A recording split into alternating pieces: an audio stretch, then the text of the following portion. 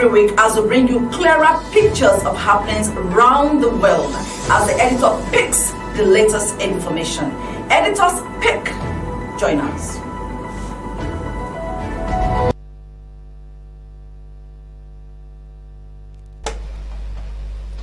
A very good evening to you. Thank you so much for joining us. The program you're watching right now is Editor's Pick, and Editor's Pick is coming to you live from the studios of River State Television, Channel 22 here in Port Harcourt. It comes your way every Sunday at the same time as we try to look at so many things that have been happening. Well, the country has been boiling for a while, but we thank God that especially here in River State, things have started getting back to normal. Peace has been restored. Everyone is working. Our governor is ensuring that everybody is safe, and it's a good thing. Well, welcome to the program, Editor's Pick. I'm Otuna here as winner. Well, we know what has been happening, and of course we know that in the last couple of days Nigeria has witnessed so much unrest due to the agitations for good governance. You know, what started originally as peaceful protests against police brutality with the hashtag EndSARS, End Police Brutality, No to Bad Governance, among others, took a new twist when the military was alleged to have used live bullets against unarmed protesters at the Lekki toll gate on October 20, which became Nigeria's Black Tuesday. Now, police brutality seems to be a global trend, and Nigerians have endured this for a very long time, you can say. All social media platforms were awash with happenings at different protest grounds and in different states. The military and paramilitary are known to obey the last command before complaining. Since that Tuesday till now, there has been pockets of attacks, counterattacks, accusations left, right, and center. Citizens are more or less afraid of moving freely. In fact, the atmosphere, we can say, has been very tense. Today on Editor's Pick, we will try to understand how we got where we are. And my guest happens to be an accomplished writer. He's a retired Assistant Commissioner of Police. I'm talking about the Director General of the River State Neighborhood Watch Safety Agency, Dr. Mike Uche Chukwuma. Today, we'll understand what has been happening as we take a look at the security angle of this, and let's also establish the fact that there has been looting. We're trying to establish contact right now because it's going to be a live interview we're having with him. Okay, that's him there. That's Dr. Mike Uche Chukwuma. Dr. Mike Uche Chukwuma is our guest for today on the program. He's an accomplished writer, and of course we understand who he is when it comes to security in the state, because as a retired Assistant Commissioner of Police, you know that he knows what it means. He knows a lot about security. You're welcome to the program, sir. Thank you very much. Okay, we try to establish a discourse for today before you joined us, and so let's start from the beginning. Let's look at what happened, what Nigerians now call the Lekki bloodbath that took place on the 20th of October. That was actually Tuesday, a couple of days back. When you got that information as a security agent, because in as much as you may be retired from the police force, you are still a security agent, and of course we know that you're the Director General of the River State Neighborhood Watch. So tell us, what was the first thing that came to your mind when you heard about that Lekki bloodbath? Shock. Okay. I was shocked. Yeah, that's what I can tell you for now. Okay. So did you... I remain shocked. But did you believe the reports? Because you know that there were counter reports that nothing like that happened. And being a security agent, did you believe that there might be some twist to it? Do you believe that it actually happened? What would you say about that? Yes, actually, what I used was shocked. I was shocked. But there's something about me as a writer. Besides being a police officer, the professional security man, I don't believe a story from one side. I wasn't at Lekki. I wasn't in Lagos. I had wanted to investigate and found out actually if that thing actually happened, and then if it wasn't photoshopped or if it was real.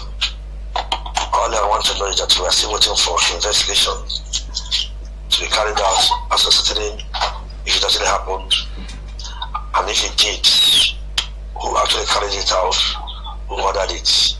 If he did not, why was it manipulated and shown to the world? Okay, now let's come to Rivers State. A lot has happened since that Tuesday till now. Some persons have been so scared. Many people have been actually complaining about not being able to go out. Some areas have been volatile here in the state. We know about curfew being imposed on areas like Oyibo local government area, and then some areas in Diob, Mile 1, Mile 2, and Emenike area and all that. What would you make out of it? Because we know that the bloodbath didn't happen here in the States, and we know that we're one Nigeria, but here we are having security issues in Port Harcourt. What will you make out of it? I want to thank His Excellency the City Governor of Rivers State for being proactive. As I talk with you, I would have been live on studio with you. Yes. But I'm indoors because of security issues. I am being trapped not because of anything, but because of the curfew imposed. I've been affected in my area of residence. Okay. But I want to thank His Excellency for being proactive. We've seen a lot of things happening. Groups rising up, taking possession of certain areas and counter attack from other groups. But the good thing about it is that the proactiveness of His Excellency, the Governor of the State, His Excellency, Governor Wike, has made it possible for other states, for the state to remain peaceful outside what is happening in other states. I want to thank him for that. Okay. Now, as the Director General of the Rivers State Neighborhood Watch Agency, what are you doing? You're trapped in the house right now. You would have been with us here live in the studio. You're trapped because of the security situation. What is your agency doing to help out with the security situation in the state? It's unfortunate my agency is not active now on the operationalize, and it was as a result of the interruption by the military in November 2018, and after that till now we've not been operationalized, so I cannot have an agency, operationalized agency that will be formally inaugurated by His Excellency. It's incidental that he has other issues that have not enabled him to operationalize us. I'm looking forward to that. Even from that, because one thing I know about His Excellency is that he does not start a project and leave it halfway. And this is not going to be the first. He had an intention for the states to have good security before it was punctuated by the interests that are worked against the security of the state. Incidentally, some of those that actually disrupted the actions of the agency today are calling for his reoperationalization, and I'm thank God for that. But what I know of His Excellency is that he's going to reoperationalize the agency to take his place in policing the state alongside the federally established security agencies. Okay, but don't you think if that agency has been working, some of the things happening right now would have been handled? Of course, they would have been handled, because I believe in proactive policing. I'm an expert in that. I'm a professional in that. Even when I was in service, I practiced proactive, preventive policing, preventive security, and that was why I had to write the books I wrote on community policing in Nigeria while in service. Okay, okay. Your books. I said I was going to actually leave those ones for later, but you have mentioned it now. It's okay. Now you have so much. You gained so much knowledge before you retired from the police force as an assistant commissioner of police. You have so much knowledge in that, and so you put them in your books. Now, some of those things written there, do you think if we apply them now that they can actually help out, especially knowing that so many lootings are going around in our neighborhoods? What do you think can be done? Do people have to revisit your books to know what to do, either to safeguard their business places or their homes? What do you think should be done right now with the books you have written? Should people go back, look for these books, and be secured in one way or the other? After Christ, the next greatest philosophers are writers, as authors and musicians. I wrote those books when I was in service. I published the first book, a literature book, a novel, The Noble Corp in 2001. This was that 2014. That is Community Police in Nigeria, Myth or Reality, 2014. Professionalism Reform by the Nigerian Police for 2014. I saw tomorrow, and that tomorrow is today. You are right. If Nigeria does not revisit, because I don't visit the book for the first time. Nigerian nation does not visit those books. There will be no room for reforming the operation of Nigerian police. Anybody, any group, the presidential panel of police reform needs to visit those books as to reform the Nigerian police. Anything outside that, they are playing to the gallery. And beyond and beside that, I know I stated them in those books. We need to restructure the security architecture of policing in this country. And that means that they must remove police from the exclusive of the constitution and bring it to the concurrent list. So we'll have a federal police and have state police, as it's being run in the United States of America, from where our constitution was borrowed and it's been run. Outside that, we may be joking. I'm not missing words about that. Whether you like it or not, whether you take it or not, posterity will probably write tomorrow.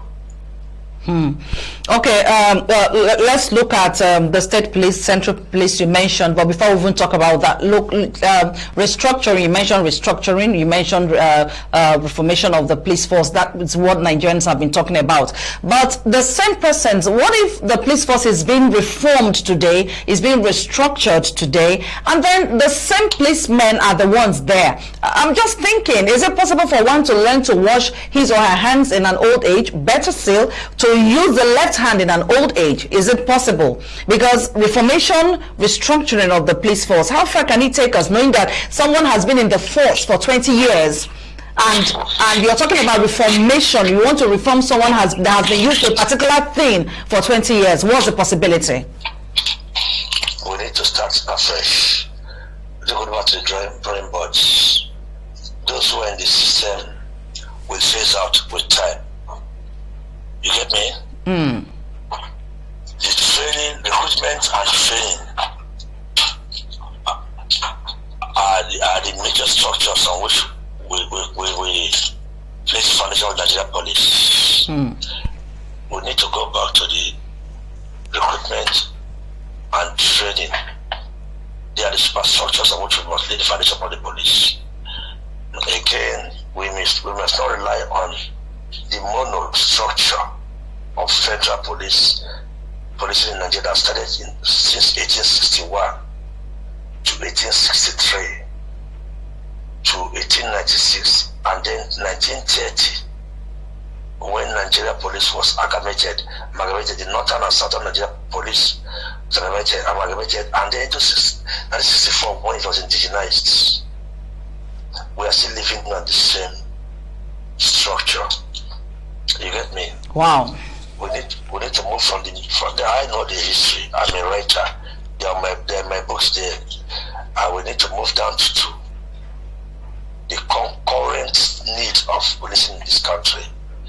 We need to go to community policing, proper community policing, not the type that they recently tried to introduce, where the federal police, which of course today we are still asking for changes and reformation, are also trying to control.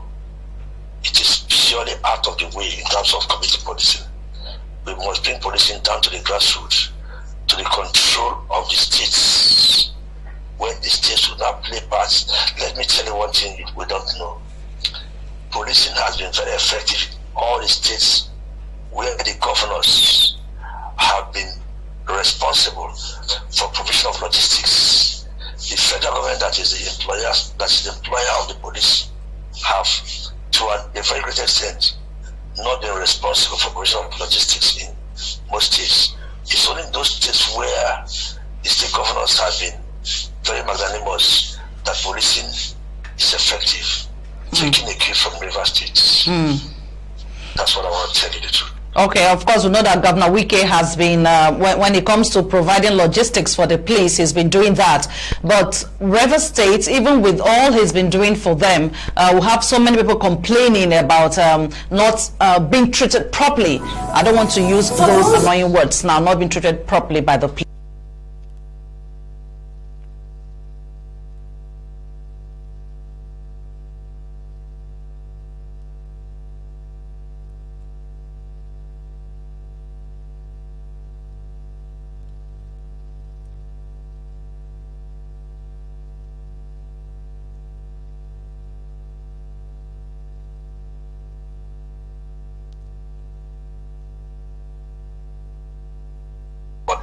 Express your feelings. I got that. I was part of that. I was the organization of a lot of Operation Sting.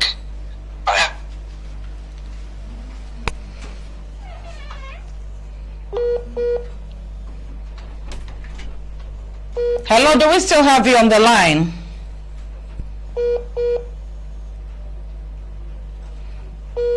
Hello. Hello? Okay, I thought we had lost you. Okay, go ahead. Well, we almost lost. Go ahead. I knew that most police officers who had the privilege of having those vehicles would to convert them to commercial toll gates. And that was what happened. You see them stationed on the roads and then collecting money and giving change to keke riders, the commercial vehicle drivers, buses and taxis. That was what it was, and that's what it is up to. That is what it is, and I'm so glad it's coming from you, because we have heard to talk about these things even with commissioners of police that come in, and they just act like they are not even aware these things are happening, and nobody says anything about them. Yeah, nobody says anything because nobody feels concerned about this country. What is about is because the security of this country doesn't seem to concern a lot of people, but only few of us. So a lot of us went to the police and came out and shunned a lot of things. Unfortunately, we look like the fools today because we refused to grab the opportunities we had. We are the fools of the society today, but I don't feel bad. I feel proud of who I was and who I am. My wife, my children, they feel proud of who I am today. And they have nothing to financially speaking, but I'm happy for who I am. Unfortunately, policing is the best, supposed to be the best calling in terms of career in this country, in terms of job in this country. But unfortunately, again, most people saw it as a money-making machine industry. I feel bad about it. Okay, so what training did you get that is different from what the other ones got, that it's making you different from them? What training did you get that they didn't get? Because I'm just wondering, you stood out as a police officer, and some persons today just can't boldly tell people that they are police officers, because once you say that, the average Nigerian will just look at you twice, so just consider and say, oh, this one. But what was the training that you went through that made you stand out? I came out from a poor background, but when I got into the Nigerian police, my father told me one thing: consider your salary a privilege. Anything you get should be a plus to you. Thank your God. Don't demand for bribe. If after assisting anybody and the person comes to say thank you, collect from him, and then thank your God for that. And I abided by that. And let me be very frank to you: everything I got outside my salary was a thank you. Up till now, I didn't know how to ask somebody bring 5,000, 10,000, 50,000 for your bill until I retired. Ask anybody that worked under me. I didn't know how to post my mail and say bring returns, some amount of returns to me at the end of every week or every month. Ask anybody that worked under me. I also did not know how to send returns to my superiors. Ask those that I worked under. That is my position. If you were not sending, were they not disturbing you? Because I know that might just be the issues with the ones that are working on the road today. If you were not sending returns to them, were you not having problems with your superiors? When you read my book, Chronicle of My Testimony, which I wrote in 2017 after I've retired, and you read my book, Professionalizing Reform at the Nigerian Police, which I wrote in 2014 when I was in service, you will get to the answers to this. In my last year, there was a time I had 16 postings under 1 year. Wow, 16. In my postings under 1 year. In my last year of service, I had 6 interstate postings within my last year of service. It was because of what they termed, unquote, my stubbornness. My stubbornness was because I simply did not know how to conform to what they called directives, but I called them negative directives. Because policing to me was a secret calling, and it's a secret calling. Okay, so for civilians like us, what are you going to tell us, just to be safe, just to keep our business places safe, because we know that so many lootings are going on right now. So many persons have practically lost everything in their business places due to what is happening, protests here and there. What would you tell us that will help us guard our homes and guard our business places? Remain low. Remain low, don't advertise yourself. Watch the environment, watch the movement of things, and see how you align. Do not attack police officers, do not attack police stations, do not attack security agencies and agents, because one thing is here, there are so many good police officers out there. There are so many good security agents out there. Unfortunately, the few bad ones have attracted negative reactions to what the good ones. And I want to tell members of the public generally, please don't attack police installations. Don't attack public installations. Don't attack properties, public properties or private properties. When we attack this road or this institution, we will live to regret them tomorrow. We will live to go back and beg for them. It is not easy to get a police station in your area. When I was in service, it took communities months or years to get police station for police posts in the area. After attacking and vandalizing police station and police posts today, tomorrow it will be difficult for you to get approval for them to be established in your area. I know what I passed through. Making recommendations when I had the opportunity of making recommendations for police stations and posts to be established in areas based on requests. There are so many police stations that are today standing, which I wrote the memo for which they were established. I know the process they passed through. Please, for God's sake, don't attack police officers, don't attack security agents, don't attack security agencies and the facilities of security facilities or any public or private facilities. If not, we'll end up regretting our actions today. Okay, and that's for civilians. Then what are you going to tell police officers? Because I know that some are watching right now. So how would you tell them? What would you say to them? And how would they be relating with civilians after that? Because we have very wrong impressions, very bad impressions about police officers. What would you say to them? What word will you tell them? Because you have been there, so you understand them better. I agree with you. I want police officers to realize one thing. I left the civil society as a kid immediately after my secondary school education and government comprehensive secondary school Port Harcourt, and I listened to the Nigerian Police Force as a recruit constable, from where I read through and became whatever I am today. And after service 35 years, I am back to the larger society as a civilian too. When you are in service, remember that you will one day retire according to the life society. So when you are dealing with members of the public, stop addressing, seeing, or treating them as bloody civilians, because you will eventually become a bloody civilian after service. Be reasonable with them. If you don't conform to the norms of society, those norms you fail to conform with will attack you after your retirement. So see yourself as a member of the larger society from where you came and from where you go back into. Therefore, whatever you are doing, do not forget your yesterday and your tomorrow. Wow. You cannot do anything outside who you really are. Being a police officer is what you are. Being a member of society is who you are and who you will be. You see, let me tell you, if you are of bad character, you will never be welcomed back to your community and be installed a chief. True. After your services. I was installed a chief at One. I was still in service. I left One 2000. 2004, I was recalled by One community. I didn't ask anybody for that. I didn't pay couple.